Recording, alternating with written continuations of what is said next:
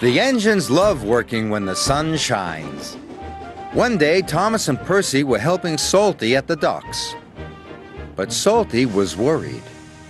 It may be sunny now, matey, but there be a storm coming. It may be sunny now, matey, but there be a storm coming. There be a fierce storm on the way, Captain, peeped Percy. Salty knew they were making fun of him. He felt sad. Later, Sir Topham Hatt arrived. "I want you to fetch Fergus from the smelter's yard," he said. "His driver doesn't know the line." Aye, aye, sir, replied Salty sadly. Salty was glad he was going to the smelters. He didn't want to stay where he wasn't liked. "What's wrong?" asked Emily. Nobody likes to be made fun of by silly tank engines. And he huffed away. Emily knew she had to find Thomas and Percy immediately. "Those be dark clouds, matey," whistled Thomas. "There be a fierce storm on the way, Captain," peeped Percy. Emily was cross. "It's not nice to copy the way others speak. You hurt Salty's feelings." "We were just having fun," said Percy. "We'll say sorry to him," added Thomas.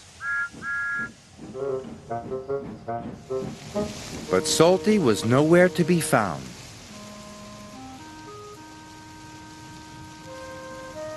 Thomas and Percy were worried. Fergus was waiting for Salty when he arrived at the smelters.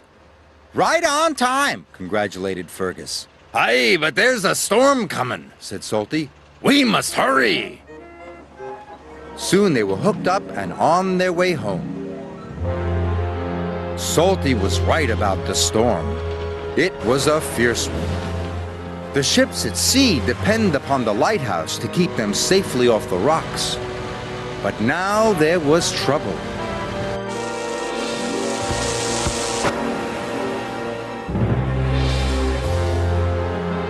"The lighthouse lamp has gone out!" cried the captain.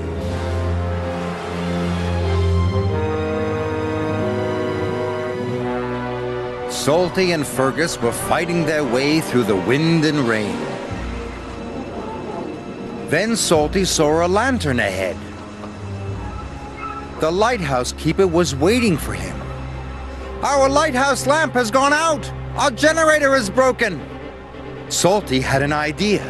"Fergus has a flywheel. It could power the generator." "Hurry!" shouted the lighthouse keeper. Fergus's flywheel was attached to the generator shaft.